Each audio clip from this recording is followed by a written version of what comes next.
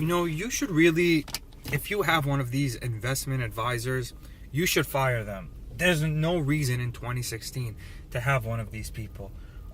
You're thinking they're the only ones that could get you into really a very well diversified portfolio, but you're not realizing the truth. The truth is that there are thousands of ETFs out there which capture different market segments, and it's very easy to create your own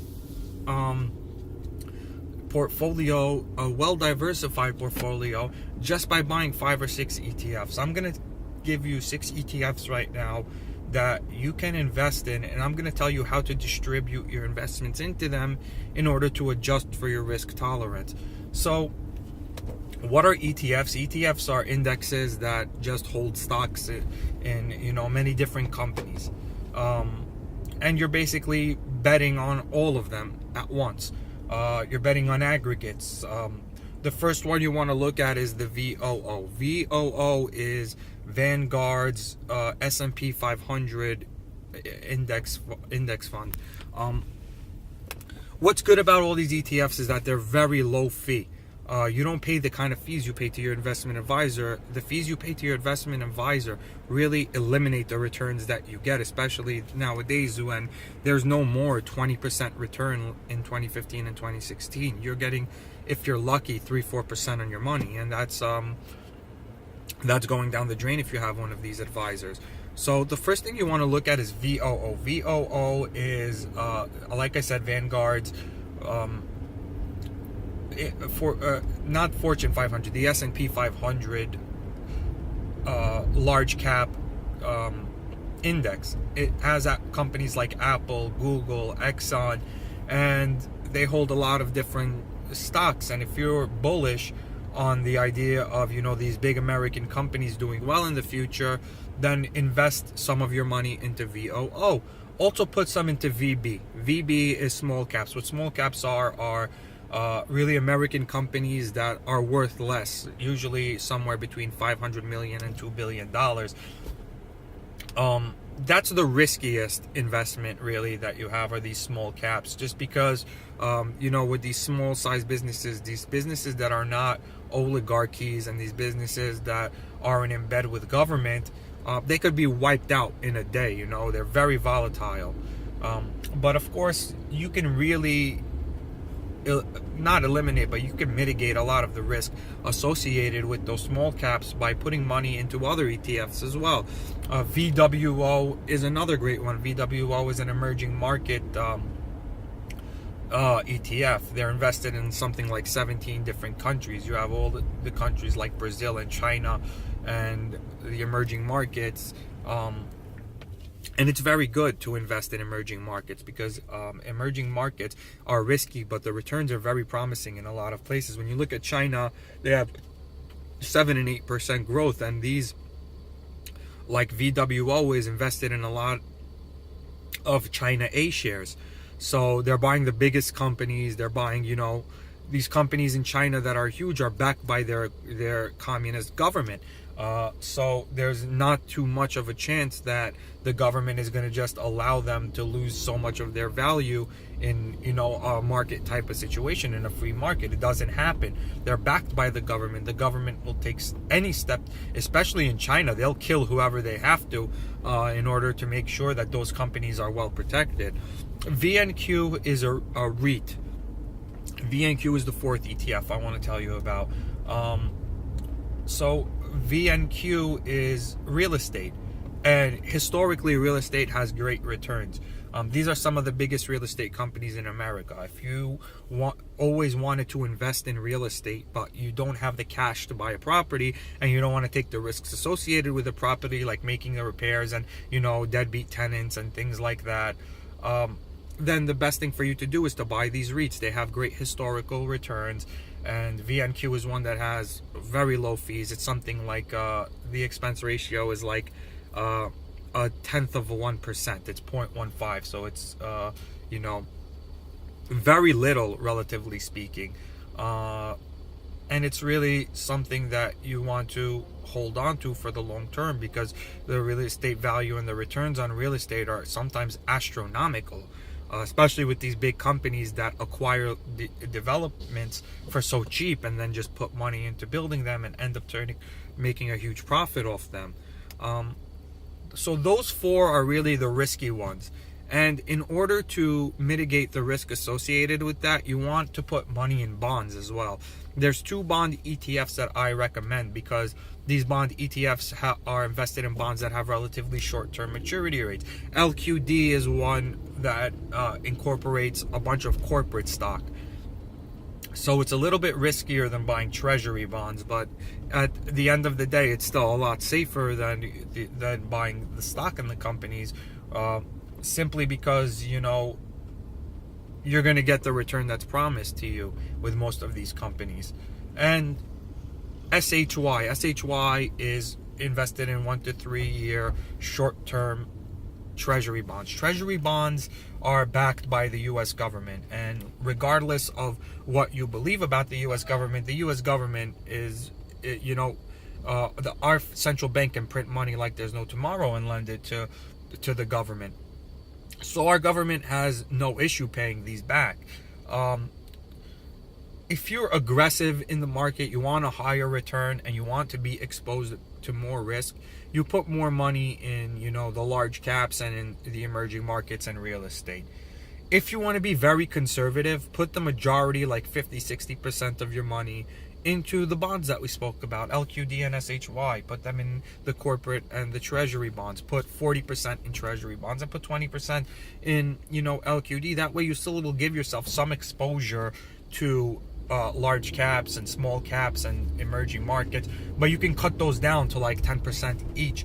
This way your exposure is fairly limited, and it won't, if those markets take a hit, you could recoup some of that money with the investments you have in your bonds, especially because bond prices tend to go up dramatically when there's big crashes in stock markets.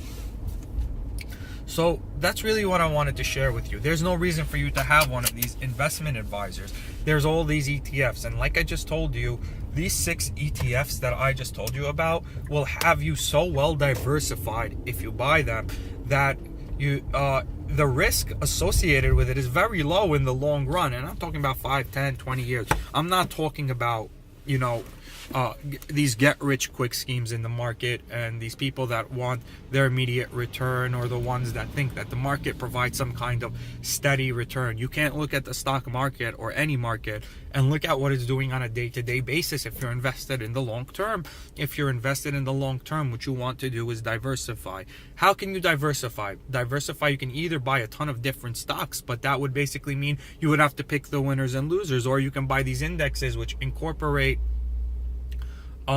you know, the old S&P 500 in VOO, for example. So you're really betting on America when you bet on these indexes. You really are. You're betting on the fact that the country is you know, the markets are going to remain liquid, and they're going to remain solvent.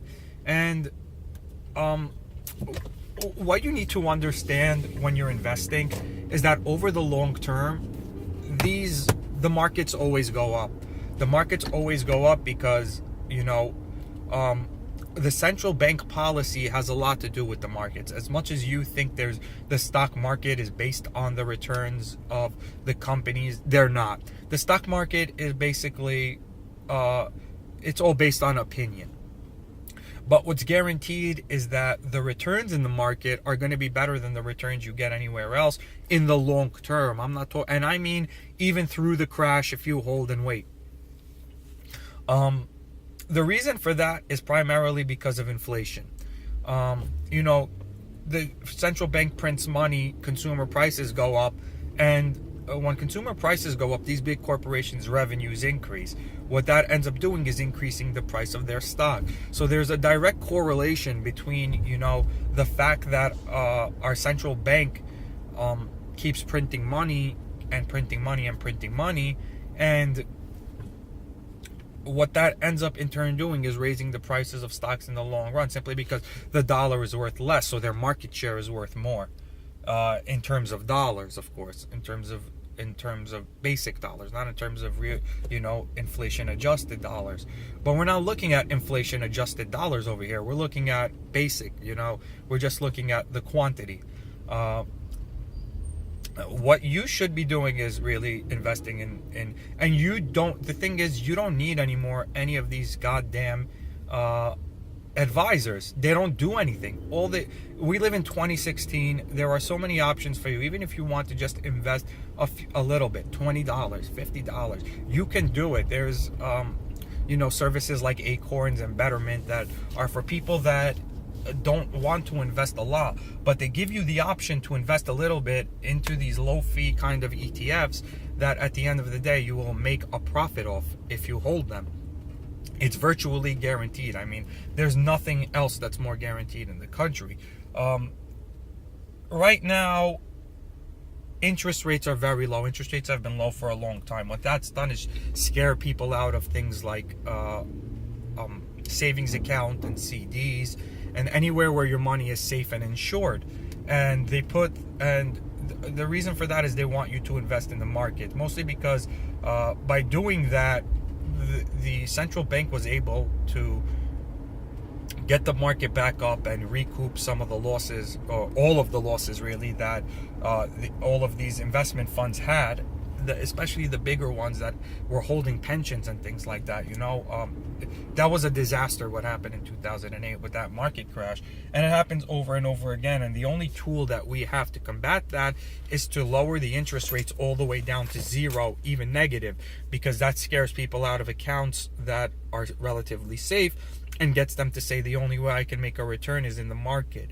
So over the long term, the market is really safe. The markets always go up, and that's because it's almost as guaranteed as it is that in 20 years from now, the prices of the goods that you buy, your rent, your food, your healthcare, your tuition, as guaranteed as that is to increase, that's how guaranteed it is that the market. So when you're betting on the markets in the long term, you're not really betting on the success of these companies. What you're betting on is the idea that prices are going to go up, and you need to get that through your head. Any investor in the long term needs to understand that you're betting on prices going up. That's what you're betting on when you're betting on the market. When you're betting on the real estate REITs, you're betting that prices in real estate are going to go up. When you're betting in emerging markets, you're betting that prices in emerging markets are going to go up. When you're betting on small caps, you're betting on the fact that small caps will go up. Well, those small caps are very, very dangerous. If you don't know what you're doing, you could lose everything in those small caps. Yes, the managed funds like Vanguards are relatively safer than you going out and picking winners and losers. But at the end of the day, you have to be in the large caps as well to capture the whole market as a whole. And you have to be in emerging markets. You have to be in real estate. And you certainly have to be in bonds. You should be anywhere from 20 to 60, 70% even in bonds, in these bond ETFs, if you really believe that you want to mitigate your risk and be more conservative. You could still have some exposure to the stock market, but the bonds are relatively safe compared to the stock market. So those are 6 ETFs: VOO, VB, VWO, VNQ, LQD, SHY. Those are stocks you want to be in. Those, you can buy those with any brokerage. You can even leverage them. They're all very low fees. None of these have expense ratios of more than 0.2%. So you're going to yield a return on your investment over the long term regardless. There's no way. I mean, if it was the case where the markets would be down in the long term, that's really bad. You'd have bigger problems, let me put it that way. If you lost your money, if we're the situation where all of these things are down, real estate is down, emerging markets are down, our markets are down, and all these bonds are not paying out, governments are defaulting, we'd be in so much shit that you would have a lot bigger problems than the investment you had in the market. You would have trouble feeding yourself and things of that nature. Inflation in those cases would be so sky high that your returns would be, that the markets would not do anything for you anyway. So invest in these. Invest for your future, especially if you're young. If you're in your 20s, this is one of the smartest things you can do. Open up an account with somewhere like Acorns, put in $20 a month, and see what happens over the long term. It's a good way to save. When you're putting your money in savings, if you're sure that you're not going to need that money for an emergency, this is not a rainy day fund type of thing. This is an investment. This is money that you know you're parting with, and you will not get back for the next 10 to 20 years. You simply will not touch it. If you're willing to do that, open an account with Acorns or Betterment. There's a ton of other ones out there also. You could even open up Acorns and Betterment are the type of services that will basically invest everything for you. They'll make the investment. You just tell them how exposed you want to be to the market, how much risk you want to take, whether you're more conservative or more aggressive. Of course, aggressive means better returns in the long run, but it also means more risk. So you just tell them that, and that's it. That's if you don't want to go out and buy these things yourself. But if you feel comfortable going into the market and putting in the orders, you can open up a leveraged account. Every brokerage is leveraged. The margin is about 25%, so you get 4 to 1 on your money. If you put in $1,000, you'll be able to invest $4,000. But in that case, you have to be careful, because when you're using leverage, you're exposing yourself to a lot more risk than you would in a cash account. Of course, because when you lose 4 times as much if you're investing 4 times as much. And 4 times as much of a loss can be tragic for you. A 5% loss would, in the short term, would be a 20% loss, and that might scare you out completely. So you need to use your brain a little bit when it comes to these things. It's a set it and forget it type of deal. You want to set it, buy your positions, and forget it. I wrote an article about this. I read an article about this. It's down below. And if you click it, it gives you different portfolios, how much you should invest in each one of these 6 ETFs. And just go ahead and read it and see. It gives you a list of what each one of these ETFs is invested in as well, and you could look at the returns of them. It's very, very detailed, and it's a very good idea for you to consider it. What's good about all these ETFs is that they're very low fee.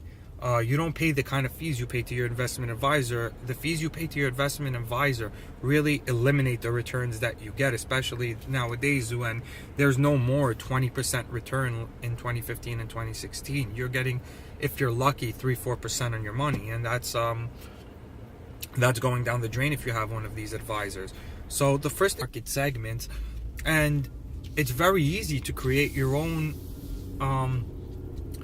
portfolio, a well-diversified portfolio, just by buying 5 or 6 ETFs. I'm going to give you 6 ETFs right now that you can invest in, and I'm going to tell you how to distribute your investments into them in order to adjust for your risk tolerance. So what are ETFs? You should really, if you have one of these investment advisors, you should fire them. There's no reason in 2016 to have one of these people. You're thinking they're the only ones that could get you into really a very well diversified portfolio, but you're not realizing the truth. The truth is that there are thousands of ETFs out there which capture different markets. What you want to look at is VOO. VOO is, like I said, Vanguard's not Fortune 500, the S&P 500 large cap index. It has companies like Apple, Google, Exxon, and they hold a lot of different stocks. And if ETFs are indexes that just hold stocks in many different companies, and you're basically betting on all of them at once. You're betting on aggregates. The first one you want to look at is the VOO. VOO is Vanguard's S&P 500 index fund.